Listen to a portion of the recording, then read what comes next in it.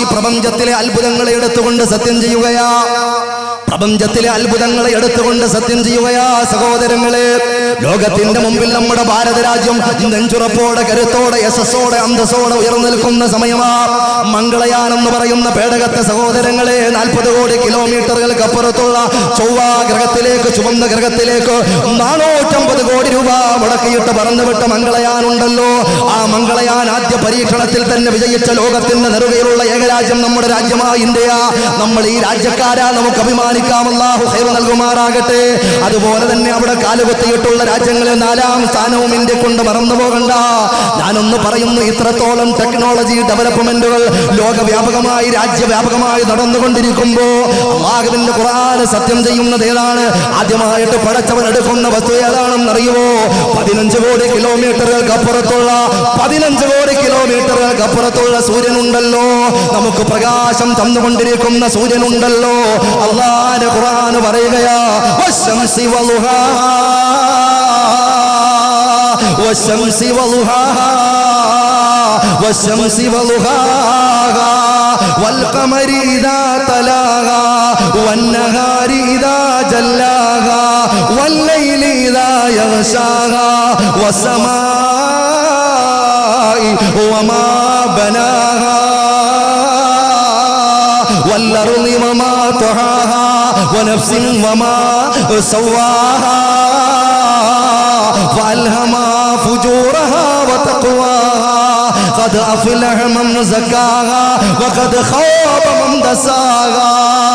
അള്ളാന്റെ ഖുർആന 15 നൂറ്റാണ്ടിന്റെ പഴക്കമുണ്ടായിട്ടും ഒരു വള്ളി വിസർഗ വ്യതിയാന വ്യത്യാസമില്ലാതെ മാലോകരം മുഴുവനും വിജ്ഞാനത്തിന്റെ വിസ്ഫോടനങ്ങളിലേക്ക്, പെരുമാറിലേക്ക് ക്ഷണിച്ചുകൊണ്ടിരിക്കുന്ന വിശുദ്ധമായ ഖുർആൻ ഉണ്ടല്ലോ. ഒരാശയം പോലും ഇന്നുവരെയും തിരുത്തേണ്ടി വന്നിട്ടില്ലല്ലോ. ഒരാദർശത്തിന് പോലും മാറ്റമില്ലല്ലോ. ഒരു വള്ളിയോ പുള്ളിയോ പൊട്ടോ പൊടിയോ പോലും ഒന്ന് മാറ്റി തിരുത്തേണ്ടി വന്നിട്ടില്ലാത്ത ലോകത്തിന്റെ നെറുകയിൽ ഇത്രത്തോളം അത്ഭുതമായ മറ്റൊരു ഗ്രന്ഥമില്ല സഹോദരങ്ങള്. കാരണം ഒരു കണ്ണട പോലും കണ്ടുപിടിച്ചിട്ടില്ലാത്ത ആ പരിഷ്കൃതമായ കൂട്ടക്കാര് ജീവിച്ചിരുന്ന ആ കാലത്തിൽ ഇറങ്ങിയ വിശുദ്ധമായ ഖുർആൻ ഉണ്ടല്ലോ. ഇപ്പോൾ മനുഷ്യനതാ ചൊവ്വയിൽ പാർക്കാനുള്ള പാർപ്പണമൊരുക്കുമ്പോ ഇക്കാലത്തും യശസ്സോടെ, അന്തസ്സോടെ അല്ലാഹുവിന്റെ ഖുർആൻ ചോദിക്കുകയാ, ഇതുപോലൊന്ന് കൊണ്ടുവരാൻ നിങ്ങൾക്ക് ആർക്കെങ്കിലും കഴിവുണ്ടോ? ഇതിനപ്പുറമൊന്ന് കൊണ്ടുവരാൻ കഴിവുണ്ടോ? ഒരു ആയത്തിനെ കൊണ്ടുവരാൻ കഴിവുണ്ടോ? ഒരു സൂക്തത്തെ കൊണ്ടുവരാൻ കഴിവുണ്ടോ? ഒരു ആയത്തിന്റെ സകലത്തെയെങ്കിലും കൊണ്ടുവരാൻ കഴിവുണ്ടോ? അങ്ങനെയുള്ള ഖുർആനാ സത്യം ചെയ്യുന്നത്. വശംസി വളുഹാഹാ 15 കോടി കിലോമീറ്ററുകൾക്ക് അപ്പുറത്ത് നിന്ന് പ്രകാശം തന്നുകൊണ്ടിരിക്കുന്ന സൂര്യനെ തന്നെയാണ് സത്യം. വളുഹാഹാ അതിന്റെ ളുഹാ സമയത്തെ തന്നെയാണ് സത്യം. വൽഖമരി ഇദാ തലാഹാ 4 ലക്ഷം കിലോമീറ്ററുകൾക്ക് അപ്പുറത്ത് നിൽക്കുന്ന ചന്ദ്രനെ തന്നെയാണ് സത്യം. വൽഖമരി ഇദാ തലാഹാ ആ സൂര്യനങ്ങ് പോയി മറന്നാൽ പൂനിലാവ് പിടിച്ച് പുഞ്ചിരിച്ചു കൊണ്ടിരിക്കുന്ന പൂർണ്ണേന്ദുവിനെ തന്നെയാണ് സത്യം. വന്നഹാരി ഇദാ ജല്ലാഹാ ഒന്ന് ശ്രദ്ധിക്കണേ സഹോദരങ്ങളെ. അല്ലാഹു ഇത്രയും വലിയ അത്ഭുതങ്ങളെ കൊണ്ട് സത്യം ചെയ്തുകൊണ്ട് ഏത് പോയിന്റിലേക്കാ കടന്നു വരുന്നത്? വന്നഹാരി ഇദാ ജല്ലാഹാ 8 മിനിറ്റ് കൊണ്ട് സൂര്യനിൽ നിന്നും ഭൂമിയിലേക്ക് പ്രകാശം എത്തുന്നുണ്ടല്ലോ. ആ പ്രകാശത്തെ തന്നെയാണ് സത്യം. ആ പ്രകാശത്തെ തന്നെയാണ് സത്യം. വല്ലൈലി ഇദാ യഗ്ശാഹാ ആ സൂര്യനങ്ങ് മാറുമ്പോൾ അതിന്റെ പ്രകാശമങ്ങ് മൂടപ്പെടുമ്പോൾ അവിടെ ഉണ്ടാകുന്ന ഇരുളുണ്ടല്ലോ. ആ ഇരുളിനെ തന്നെയാണ് സത്യം. ആ ഇരുളിനെ തന്നെയാണ് സത്യം. വസ്സമായി വമാ ബനാഹാ ആകാശം എന്ന് പറയുന്ന മേലാപ്പം അതിന്റെ എടുപ്പുണ്ടല്ലോ, അതിന്റെ ക്രിയേഷൻ ഉണ്ടല്ലോ, അതിന്റെ രീതിയെ തന്നെയാണ് സത്യം. അല്ലാഹു സത്യം ചെയ്യുകയാ. വൽഅർളി വമാ തഹാഹാ പ്രവിശാലമായ ഭൂഗോളമുണ്ടല്ലോ, അതിന്റെ രീതിയുണ്ടല്ലോ, അതിന്റെ പരപ്പുണ്ടല്ലോ, അതിനെ തന്നെയാണ് സത്യം. പോരാ വനഫ്സിൻ വമാ സവ്വാഹാ അല്ലാഹു സത്യം ചെയ്തു പറയുകയാ. ആത്മാവിനെ തന്നെയാണ് സത്യം. ആത്മാവിനെ തന്നെയാണ് സത്യം. ആത്മാവിനെ തന്നെയാണ് സത്യം. വമാ സവ്വാഹ, അതിനെ ചൊവ്വാക്കിയ ഒന്നിനെ തന്നെയാണ് സത്യം. എന്റെ പ്രിയപ്പെട്ട സഹോദരങ്ങളെ, ആത്മാവിനെ കൊണ്ട് അല്ലാഹു സത്യം ചെയ്യുമ്പോൾ മഹാത്ഭുതമാണ് ആത്മാവ്.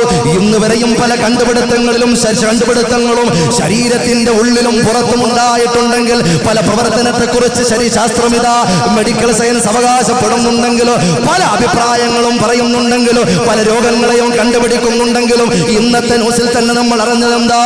എയ്ഡ്സ് എന്ന് പറഞ്ഞ ഏതാണ്ട് 7 കോടിയിലധികം വരുന്ന ജനങ്ങളെ പിടികൂടിയിട്ടുള്ള എയ്ഡ്സ് രോഗമുണ്ടല്ലോ, അതിന്റെ പ്രഭവ കേന്ദ്രം കണ്ടുപിടിച്ച ശാസ്ത്രമുണ്ടല്ലോ, അങ്ങനെ വലിയ മഹാത്ഭുതങ്ങളും കണ്ടുപിടിച്ചു കൊണ്ടിരിക്കുന്ന ശാസ്ത്രമുണ്ടല്ലോ.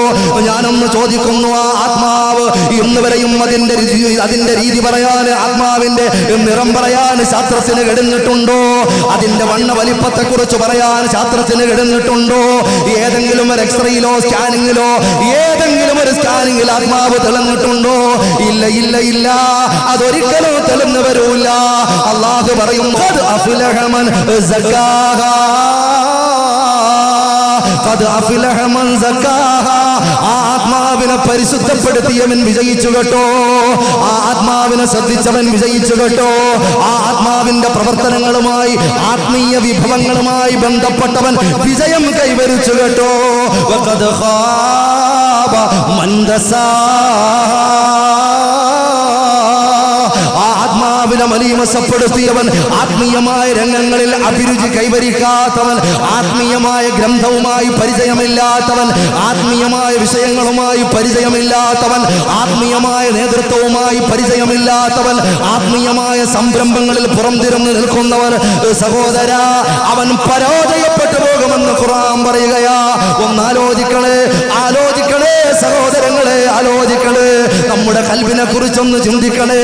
എന്തെല്ലാം ചിന്തകളാ മാറി മറന്നു പോകുന്നത്. നമ്മുടെ ഹൃദയാന്തരാളത്തിലുള്ള ലക്ഷ്യം എന്തൊക്കെയാ? ഈ ഭൂമി വെട്ടിപ്പടുക്കണമെന്നാണോ?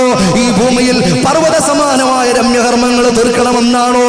അതോ ഇവിടെ അല്ലാഹുവിന്റെ പൊരുത്തത്തോടെ തമ്പുരാന്റെ തൃപ്തിയോടെ ജീവിച്ച് ഈ ഭൂമിയിൽ നിന്നും യഥാർത്ഥ ലോകത്തിലേക്ക് കടന്നു പോകുമ്പോ ലാ ഇലാഹ ഇല്ലല്ലാഹ്